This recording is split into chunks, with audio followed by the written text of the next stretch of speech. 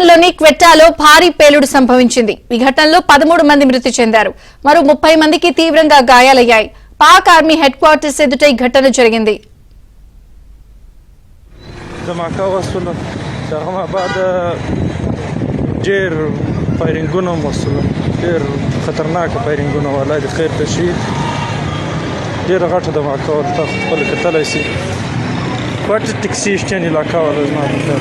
السلام علیکم سمی خانه په کوټه زما په خیال د ټکسي شتین علاقه ده وز دغه د ډیره غټه د ماکاوه سو تاسو خپل کتلای شئ 2-3 سکند مخکې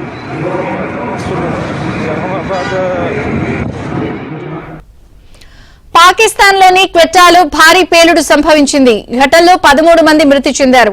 మరో 30 మందికి తీవ్రంగా గాయాలయ్యాయి. పాక్ ఆర్మీ హెడ్ క్వార్టర్స్ ఎదుట ఈ ఘటన చోటు చేసుకుంది.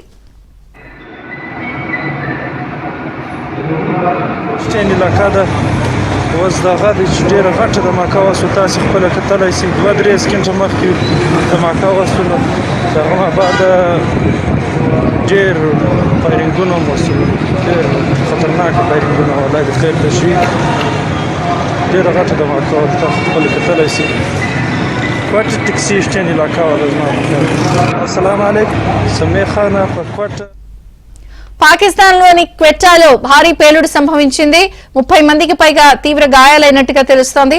పూర్తి అప్డేట్స్ ఢిల్లీ నుంచి సతీష్ అందిస్తారు. సతీష్, పాకిస్తాన్ క్వెట్టాలో భారీ పేలుడు సంభవించింది. పాకిస్తాన్ పారామిలిటరీ భద్రతా ప్రధాన కార్యాలయం వెలుపల కారు బాంబు పేలినట్టు కూడా ప్రస్తుతం స్పష్టంగా తెలుస్తుంది. అయితే దాదాపు ఈ ఘటనలో 13 మందికి పైగా కూడా మృతి చెందినట్టు, మరో 30 మందికి కూడా తీవ్ర గాయాలని తెలుస్తుంది. పాక్ ఆర్మీ హెడ్ క్వార్టర్స్ ఎదుట ఘటన చోటు చేసుకుంది. అయితే ఘటన గల కారణాలు కూడా ఇంకా తెలియాల్సింది. కానీ ఒక్కసారిగా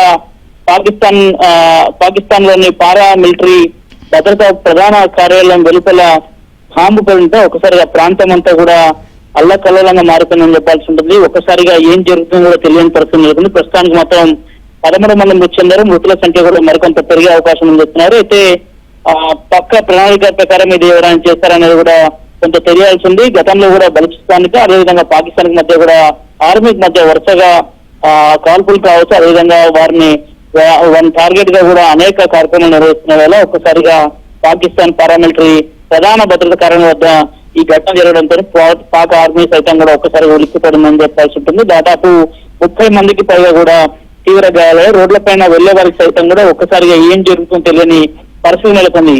ఎట్ ఏ టైం ఒకసారి బ్లాస్టింగ్ కావడంతో ఆ ప్రాంతం అంతా కూడా పూర్తిగా పొగ అలముకున్న పరిస్థితి నెలకొంది. దీనిపైన ఇప్పటికే పాకిస్తాన్ ఆర్మీతో పాటు పోలీసు సైతం కూడా పెద్ద ఎత్తున దీనిపైన విచారణ చేపట్టడం జరిగింది. ప్రస్తుతానికి సంఘటన స్థలానికి చేరుకొని ఆ ప్రదేశాన్ని సైతం కూడా పాక్ ఆర్మీ సైతం కూడా కంట్రోల్ తీసుకున్నట్టు కూడా తెలుస్తుంది. మరి కాసేపట్లో దీనికి సంబంధించిన మరిన్ని వివరాలు కూడా తెలియాల్సి ఉంది. విజయ చంద్రిక. Thank you Satish.